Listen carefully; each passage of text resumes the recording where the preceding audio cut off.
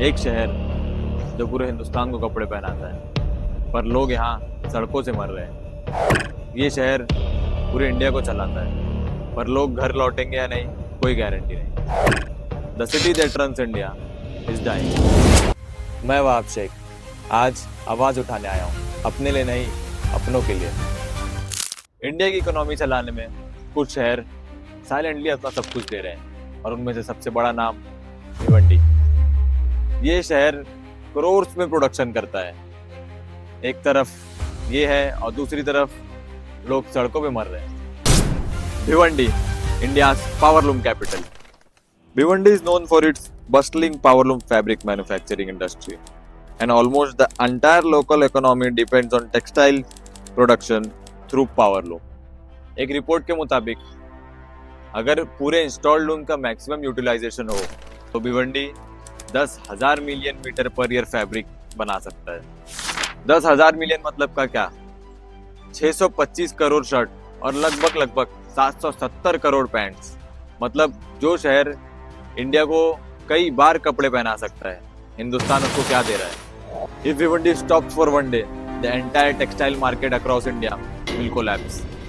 और भिवंडी बस कपड़ों का शहर नहीं, ये एशिया का सबसे बड़ा वेयर हाउसिंग शहर है।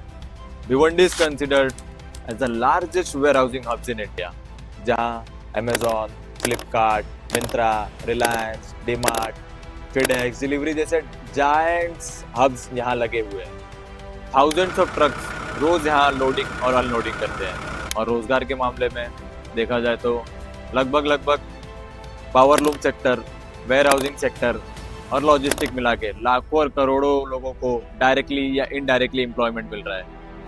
एक कंजर्वेटिव एस्टिमेट के मुताबिक warehouse, powerlooms, godowns and mills और अलाइड सर्विसेज मिला के 10 से 25 लाख लोगों को डायरेक्टली या इनडायरेक्टली रोजगार मिल रहा है। और साल दर साल अगर देखा जाए तो लगभग 3,000 करोड़ से लेके 15,000 करोड़ का बिजनेस मूवमेंट ये शहर हैंडल करता है।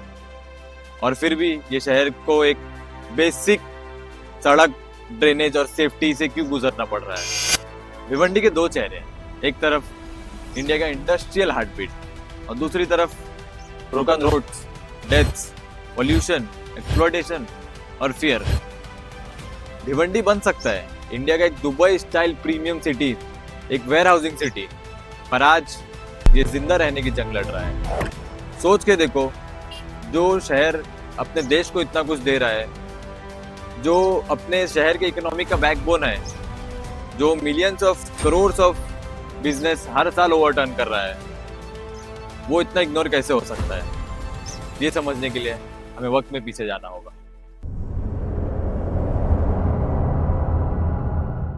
जिसे आज हम भिवंडी के नाम से जानते हैं, वो कभी भिवंडी था।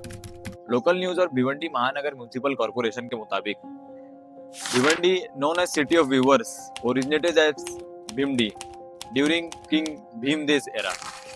मतलब एक समय था जब ये शहर एक छोटी सी बस्ती थी जो भिवंडी के नाम से जानी जाती थी। यहाँ लोग बदलते गए, कम्युनिकेशन मिक्स होती गई और प्रोनाउंसिएशन चेंज होता गया। भिवंडी से भिमंडी हुआ और भिमंडी से भिवंडी हुआ, क्योंकि कोकन बेल्ट में जो वर्ड्स होते हैं वो नेशनल साउंड्स के साथ मिक्स होते हैं और चेंज होते हैं। लेकिन एक सवाल, एक छोटा सा गांव इंडिया का इंडस्ट्रियल पावर हाउस कैपिटल कैसे बन गया? पहली बात, लोकेशन ने एक अनड्यू एडवांटेज दिया भिवंडी को। मुंबई के बिल्कुल करीब, मुंबई पोर्ट, इंपोर्ट और एक्सपोर्ट में बहुत इजी पड़ने लगा भिवंडी का लोकेशन। और मुंबई आगरा हाईवे एकदम इजीली रूटेड था। इंडिया के स्किल्ड वर्कर्स अलग अलग जगह से, अलग अलग राज्यों से माइग्रेट होने लगे, क्योंकि यहाँ पे लेबर चार्ज और लैंड की कीमत दोनों ही कम थी और यहाँ पे इलेक्ट्रिसिटी और पानी इजीली अवेलेबल था। Poor infrastructure and road management. Bhiwandi का सबसे बड़ा इशू है इंफ्रास्ट्रक्चर फेलियर। यहाँ के रोड्स, ब्रिजेस और ड्रेनेज बहुत पुराने और गंदे तरीके से मैनेज्ड है। Revenue that goes out but not री इन्वेस्टेड लोकली। भिवंडी से ह्यूज रेवेन्यू जनरेट होता है, पर जो पैसा यहाँ से निकल के डेवलपमेंट में यहाँ की यूज होना चाहिए, वो वापस सिटी में नहीं आता है। वो कहाँ जाता है? वो जाता है नेताओं के जेब में। Political negligence and administrative bodies, यहाँ पे मल्टीपल एडमिनिस्ट्रेटिव बॉडीज है, BNC, PWD, स्टेट गवर्नमेंट, जिनके बीच कोऑर्डिनेशन क्लियर नहीं है। इसकी वजह से डिसीजन स्लो होते हैं या नहीं होते हैं, और जो होते हैं वो टाइम पर कभी कंप्लीट नहीं होते। ओवर पॉपुलेशन, इंडस्ट्री के ग्रोथ की वजह से कई लाखों करोड़ों में लोग इधर माइग्रेट हुए, जिसकी वजह से ओवर पॉपुलेशन हुआ, पर उनके लिए ना हाउसिंग, ना एजुकेशन और ना हेल्थ की प्रॉपर फैसिलिटीज प्रोवाइड की गई। डिमांड्स तो बढ़ती गई, पर सिस्टम वही डाउनग्रेड रहा, और उसी का नतीजा आज हम देख रहे हैं। Education and health care infrastructure is weak. एक इंडस्ट्री लेवल के एजुकेशन और हेल्थ केयर सिस्टम भिवंडी में कभी बना ही नहीं, जिसका नतीजा यूथ को क्वालिटी एजुकेशन के लिए बाहर पढ़ने जाना पड़ता है, और इमरजेंसी हेल्थ केयर सर्विस बहुत लिमिटेड है इस शहर में। एक्सीडेंट्स एंड सिस्टम फेलियर, 2024 में बस एक पुलिस स्टेशन एरिया में नारपोली, वहां पे 96 एक्सीडेंट्स रिपोर्ट किए गए, जिसमें से 42 डेथ्स और 61 इंजरीज पाई गई। 2025 में रमेश अर्जुन यादव, 51 साल के एक टेक्सटाइल मिल वर्कर ने अपनी जान गंवा दी, क्योंकि पावरलूम यूनिट की मशीन में फंस गए और हॉस्पिटल लेके जाने के बाद उन्हें डेथ डिक्लेयर कर दिया गया। अगस्त 2025, 20 साल के Sonu Ali under construction metro line के नीचे खड़े थे। मेटल रॉड ऊपर से गिर के ऑटो के रूफ को छेद के उनके सर में घुस गया। 17 अक्टूबर 2025, राज सिंह, 19 साल का कॉलेज गोइंग स्टूडेंट, बाइक खड्डे में स्लिप हुई और एक 19 साल का लड़के के ऊपर कंटेनर चढ़ गया, ऑन स्पॉट डेथ। और अभी हाल ही में 26 नवंबर 2025, एक 6 साल की मासूम लड़की खतीजा शेख, जो अपने अब्बू के साथ जा रही थी, उनकी Activa APJ Abdul Kalam flyover Vanjarpatti नाके में फिसली और ट्रक में पीछे से हिट किया। वो बेचारी 6 साल की बच्ची वहीं इंतकाल कर गई, और उसके अब्बू उमर शेख, जो आज भी हॉस्पिटल में अपने जान से जूझ रहे हैं।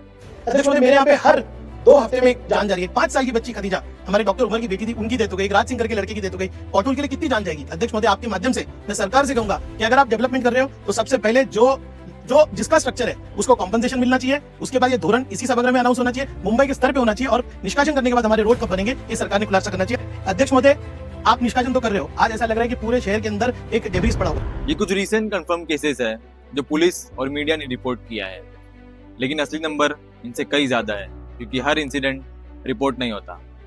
ये बस एक्सीडेंट नहीं, ये सिस्टम फेलियर है, और जब सिस्टम फेल होता है तो हम जैसे आम लोगों की जान जाती है।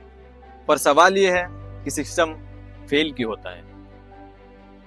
ब्लेम से कुछ नहीं बदलेगा, एक्शन चाहिए, आवाज चाहिए, पर सबसे इंपॉर्टेंट इसका सोल्यूशन क्या है? सोल्यूशन सिंपल है, अकाउंटेबिलिटी, प्लानिंग, सेफ्टी और आवाज। भिवंडी को सुधारने में मुश्किल नहीं, सिर्फ इरादा चाहिए, और वो इरादा हमें मिलकर बनाना होगा।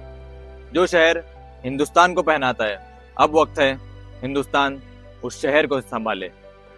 भिवंडी को सिंपैथी नहीं चाहिए, उसको सिस्टम चाहिए।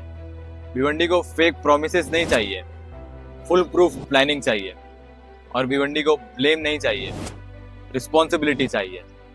जब एक शहर देश की इकोनॉमी चलाता है और वो अपनी जान बचाने को तरसे, तो डेवलपमेंट का मतलब ही क्या रह गया?